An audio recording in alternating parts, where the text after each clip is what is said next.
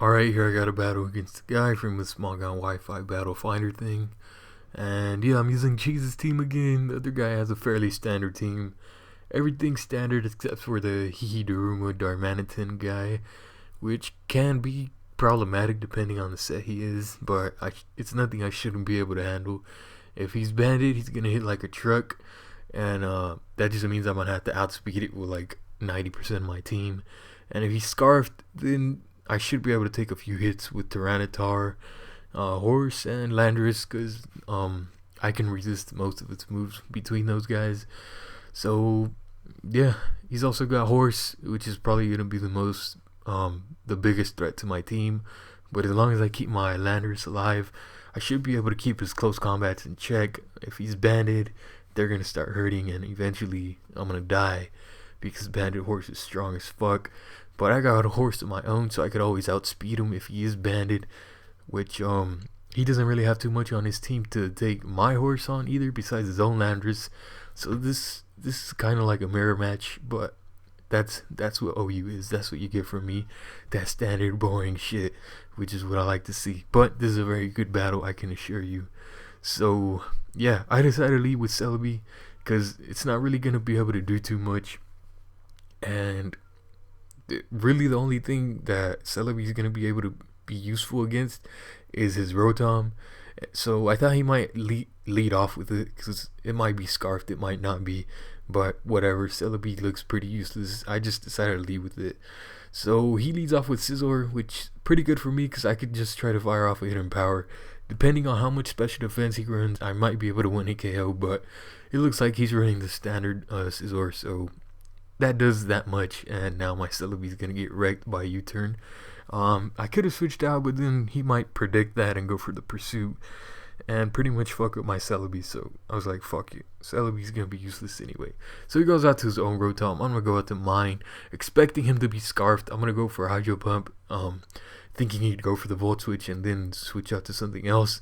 And since the majority of his team is weak to water, I'm waiting for the Hydro Pump. But it turns out I'm faster, and Hydro Pump still does quite a bit, so I know I should be able to kill at that range with my horse, unless he recovers with like Resto Chesto or Plane Split maybe, but he doesn't, so he switches out, kill off the Scizor. I didn't want to reveal that I wasn't choice, but at that point I couldn't really risk the Hydro Pump miss. So I go to Landorus, he goes to his Rotom. I don't want to take the Hydro Pump, and I can't really do shit to it at this point, so I'm going to go into my own Rotom. Since I outsped him the last turn, I figured I could just Resto Chesto, but it turns out it was a speed tie, and he wins the second one, so that kind of fucked up my plan, but whatever. So he brings out his horse. I'm going to go into Landorus, like I said. It's my Landorus counter, my horse counter at this point. So I predict the Rotom switching, and because that's really the only thing he has to take a earthquake, but he decides to stay in and go for Sacred Sword. I'm not really sure why, but I don't give a fuck. Horse is dead, so I'm not gonna lie. At this point, since he let his horse die, I kind of thought this guy was a scrub, but as you'll see, he definitely isn't. Right here is when he catches me off guard.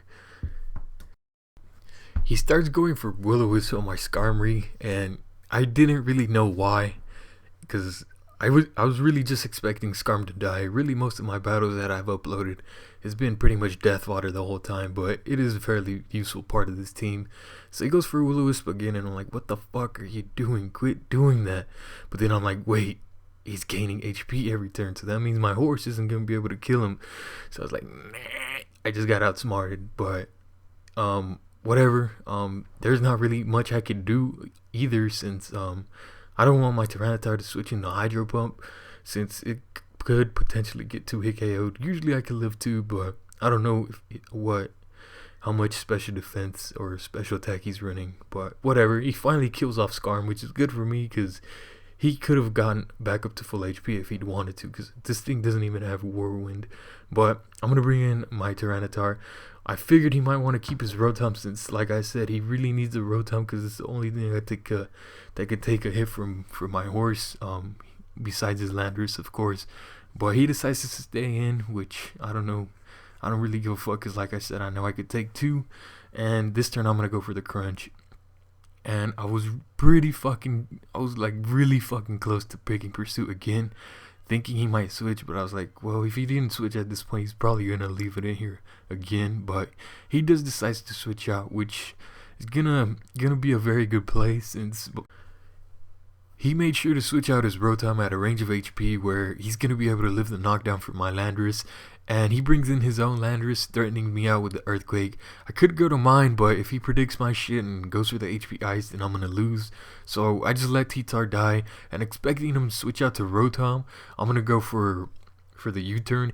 He stays in. I'm not sure if he scarfed, but if that was a speed tie, then that was a very good thing that I lost the speed tie, because that's going to allow me to bring in my horse safely and then go back out to Landorus again, because at this point I'm assuming he's choiced onto Earthquake and he doesn't have HP Ice, so I don't really have too much to fear.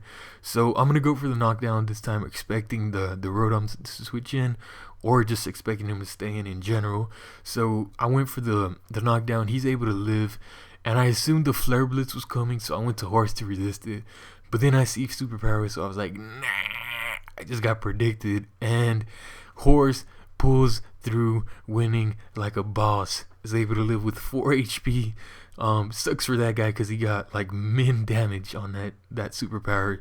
But that just shows the power of Horse. Don't fuck around with Horse.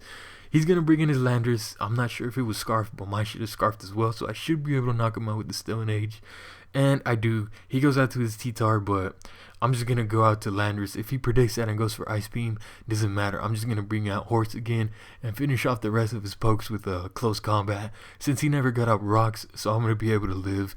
But he doesn't. He goes for the Crunch, which is going to mean that Landorus is going to be able to fuck his shit up with the Earthquake, and Rotom is his final guy, and he's just really going to go for the Pain Split. At this point, I've already won the battle, since he did get min damage with the Superpower, so sorry about that, but you just can't get min damage against Horse. You just can't do it.